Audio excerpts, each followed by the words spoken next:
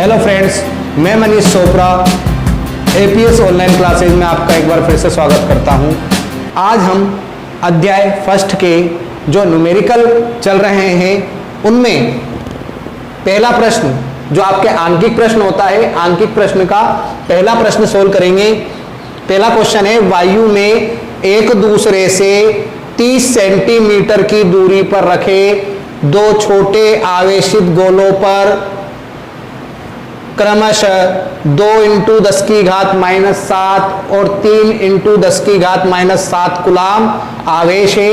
उनके मध्य बल ज्ञात कीजिए। आपको इनके मध्य क्या करना है? बल ज्ञात करना है।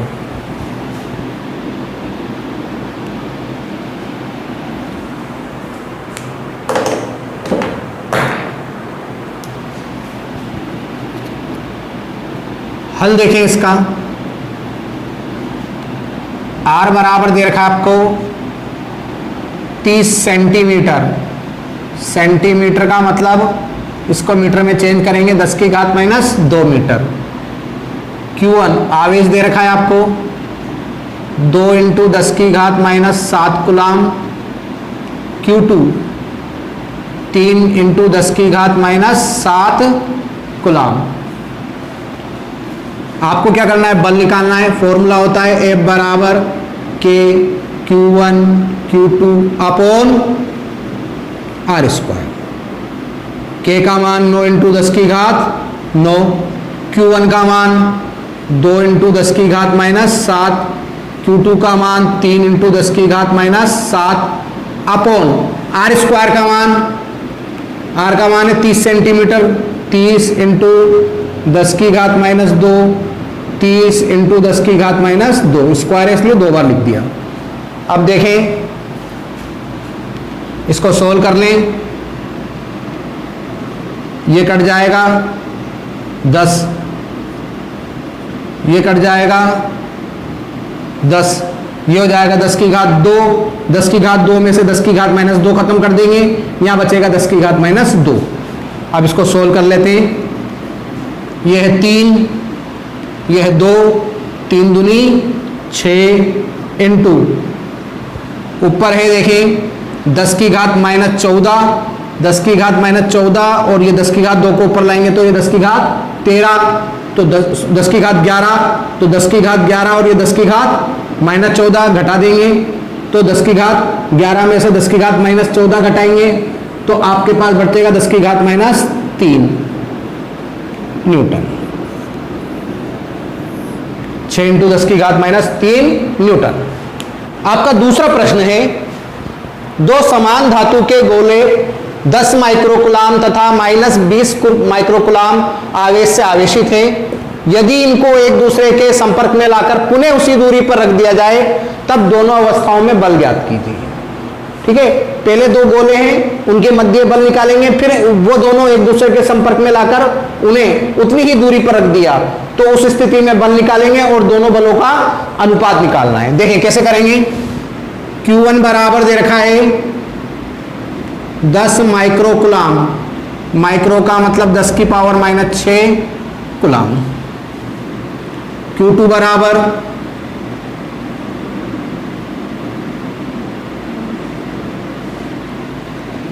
20 माइक्रोकूलाम।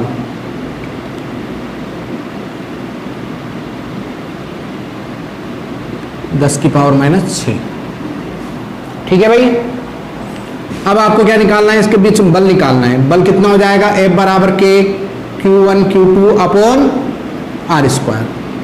K Q1 का मान रख देंगे 10 × 10⁻⁻6, Q2 का मान रख देंगे 20 × 10⁻⁻6 बटा R²। अब वो क्या बोल रहा है? दोनों गोलों को एक दूसरे के संपर्क में लाकर उतनी ही दूरी पर वापस अलग करके रख दिया। तो जब दोनों गोलों को संपर्क में लाएंगे तो इन दोनों गोलों का जो कुल आवेश है वो दोनों गोलों पर समान मात्रा में बढ़ जाएगा। तब दोनों गोलों पर आवेश, देखें भाई, Q बराबर दोनों गोलों पर समान मात्रा का आवेश होगा। Q बराबर Q1 प्लस Q2 अपॉन 2, आधा आधा आवेश हो जाएगा। Q1 का मान है 10, Q2 का मान है -20, तो कितना हो जाएगा -20 बटा 2, कितना हो जाएगा -10 बटा 2 -5 माइक्रो कूलम। अब बल निकालें, तब F डैश बराबर K Q1 Q2 upon R square K Q1 का मान 5 माइक्रो कूलम। आप ये सोच रहे होंगे ये माइनस का है, फिर भी मैं प्लस का ले रहा हूं, परिमाण के रूप में लेते हैं मान हमेशा। 5 × 10 की घात -6, 5 × 10 की पावर -6 अपॉन R स्क्वायर। ठीक है भाई, ये आपका F आ गया, ये आपका F डैश आ गया। आपको क्या करना है, इन दोनों का अनुपात निकालना है, तो F अपॉन F डैश बराबर K 10 × 10 की पावर -6, 20 × 10 की power -6 upon R square K × 5 × 10 की पावर -6, 5 × 10 की पावर -6 बटा R स्क्वायर से R स्क्वायर कट जाएगा, K से K कट जाएगा, 10 की पावर -6 से 10 की पावर -6 कट जाएगा, ये 10 की पावर -6 से 10 की पावर -6 कट जाएगा, ये कटेगा 2 बार, ये कटेगा 4 बार। F अपॉन F डैश का मान कितना आ जाएगा, ये हो जाएगा 4 दूनी 8 बटा 1। F बराबर कितना हो जाएगा 8 F डैश। ठीक है, या F डैश बराबर F अपॉन 8। नया बल जो है वो पहले वाले बल का कितना हो जाएगा 1/8 गुना हो जाएगा। क्वेश्चन है अगला आपका तीसरा, ए भुजा वाले संभव त्रिभुज के शीर्ष ए तथा बी पर स्मॉल q आवेश स्थित है। ए भुजा वाले संभव त्रिभुज के शीर्ष ए तथा बी पर स्मॉल q आवेश स्थित है। त्रिभुज के बिंदु C पर विद्युत क्षेत्र का परिमाण ज्ञात कीजिए। देखें,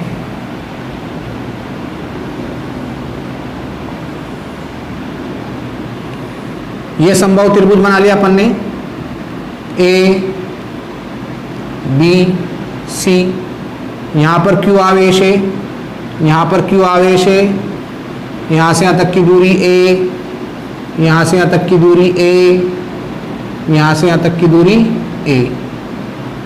अगर हम A बिंदु पर स्थित आवेश के कारण C बिंदु पर विद्युत क्षेत्र निकालें E1, तो कितना हो जाएगा, फॉर्मूला होता है KQ अपॉन R स्क्वायर, मतलब KQ अपॉन A स्क्वायर। इसी प्रकार से B बिंदु पर जो Q आवेश है, इसके कारण C बिंदु पर विद्युत क्षेत्र की तीव्रता निकालें, E2 बराबर KQ अपॉन A स्क्वायर, यही निकलेगा।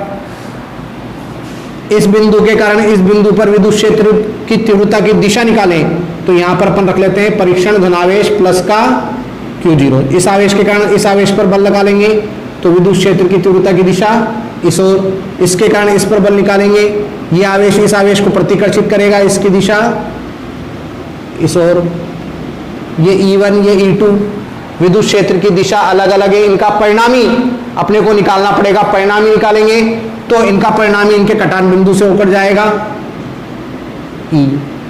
ये कोण कितना डिग्री का हो जाएगा, 60 डिग्री का।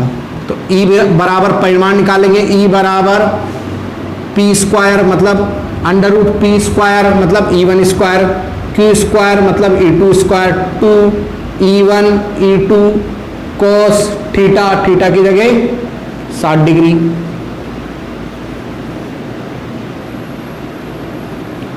चूंकि E1 बराबर क्या है E2, इसलिए E बराबर E1 square plus E1 square plus 2E1 E1 cos 60, cos 60 का मान रखेंगे अपन, कितना हो जाएगा 1/2, ये कट जाएगा। E1 square E1 square E1 square मतलब 3E1 स्क्वायर, तो √3 E1 √3 E1 का मान रख देंगे KQ अपॉन A स्क्वायर। ठीक है भाई, ये आपका आ गया सी बिंदु पर परिणामी विद्युत क्षेत्र। अब क्वेश्चन है आपका, दो एक समान आवेशित गोलों को बराबर लंबाई की डोरियों से लटकाया गया है। डोरियां परस्पर 30 डिग्री कोण बनाती है। जब 0.8 ग्राम इंटू सेंटीमीटर क्यूब घनत्व के द्रव में लटकाया जाता है तब भी वही कोण रहता है। यदि गोले का घनत्व इतना हो तो द्रव का परावैद्युतांक ज्ञात कीजिए। आपको द्रव का परावैद्युतांक ज्ञात करना है। देखें, ये क्वेश्चन, इस प्रकार का क्वेश्चन अपन मिलता जुलता पहले भी कर चुके हैं। ये है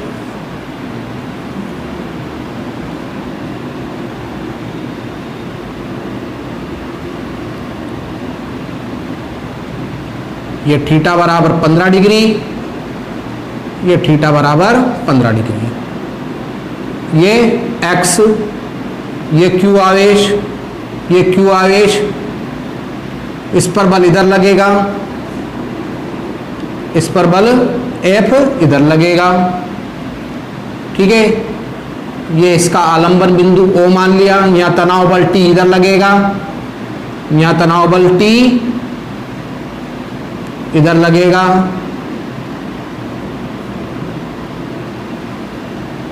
घटक निकाल लेंगे,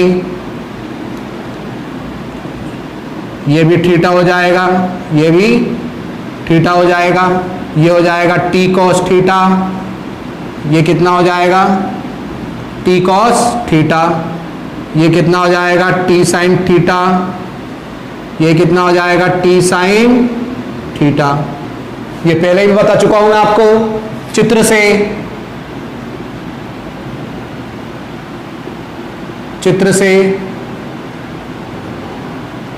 T cos थीटा बराबर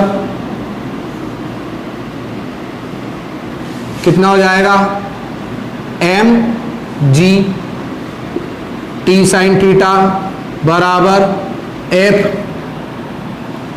और f का मान रख देंगे K Q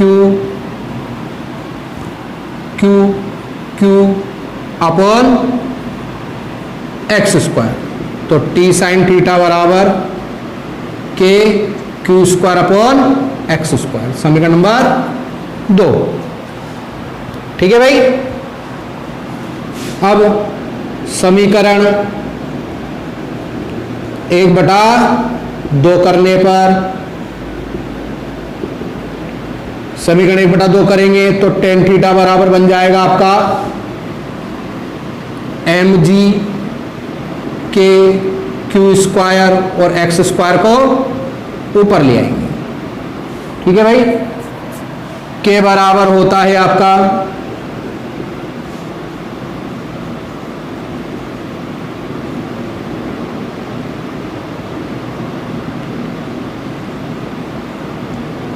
K बराबर होता है आपका 1/4 पाई एप्सिलॉन 0 Q स्क्वायर, इसको ऊपर ले आएंगे तो tan थीटा बराबर ऊपर ले आएंगे तो 1/4 पाई एप्सिलॉन 0 ऊपर आ जाएगा, 4 pi epsilon 0 mg x square बटा Q स्क्वायर, समीकरण नंबर 3।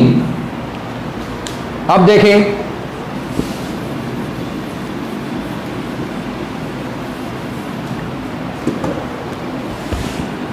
अब देखें, द्रव में डुबाने पर, जब आप इसको द्रव में डुबाएंगे तो स्थिति क्या होगी, वही कोण में कोई चेंज नहीं आया। tan थीटा बराबर 4 pi epsilon 0 mg x square upon Q square. अब एक बात समझे, जब अपन इसको माध्यम में डुबाएंगे तो बल जो है वो एप्सिलॉन r गुना परिवर्तित हो जाएगा। ठीक है भाई, एप्सिलॉन का मान रख देंगे। देखें, माध्यम की उपस्थिति में है तो एप्सिलॉन रख देंगे। एप्सिलॉन बराबर होगा एप्सिलॉन अपॉन एप्सिलॉन r बराबर होगा एप्सिलॉन अपॉन एप्सिलॉन 0, इसलिए एप्सिलॉन बराबर कितना हो जाएगा, एप्सिलॉन आर एप्सिलॉन 0। तो एप्सिलॉन की जगह कितना रख देंगे, एप्सिलॉन 0 एप्सिलॉन आर।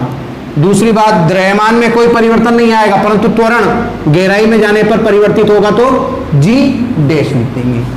यहां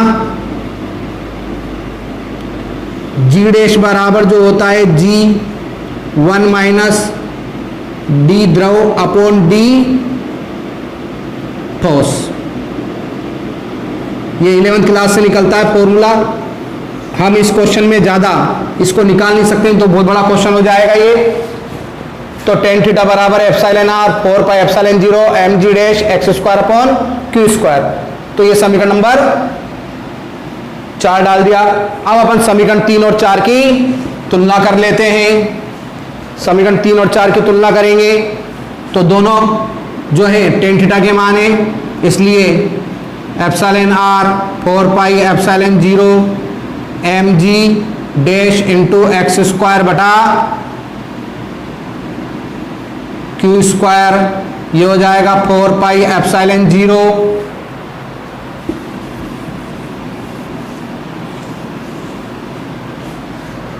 4 pi epsilon 0 M G X square upon Q square. Q square से क्यू स्क्वायर कटा, एक्स स्क्वायर से एक्स स्क्वायर कटा, 4 पाई से 4 पाई कट गया, एप्सिलॉन 0 से एप्सिलॉन 0 कट गया, एम से एम कट गया, इसलिए एप्सिलॉन आर बराबर कितना हो जाएगा, g upon g dash. Epsilon r बराबर जी डैश का मान रखेंगे जी 1 माइनस डी द्रव माइनस डी ठोस। ये जी से जी कट जाएगा। क्या फॉर्मूला आ गया आपका, एप्सिलॉन आर बराबर 1 अपॉन 1 माइनस डी द्रव अपॉन डी ठोस। 1 माइनस डी द्रव का मान 0.8, इसका मान 1.6 कट जाएगा पॉइंट। एप्सिलॉन आर बराबर एल्शियम ले लिया 16 माइनस 8, एप्सिलॉन आर बराबर ये 16 ऊपर चला जाएगा, ये 16 माइनस 8 करेंगे 8, एप्सिलॉन आर बराबर 2। परावैद्युतांक कितना आ जाएगा आपका, 2 प्राप्त हो जाएगा। तो इस प्रकार से हमने जो आंकिक प्रश्न थे उन आंकिक प्रश्न में से 4 प्रश्न हमने देख लिए हैं। आज के लिए इतना ही, धन्यवाद।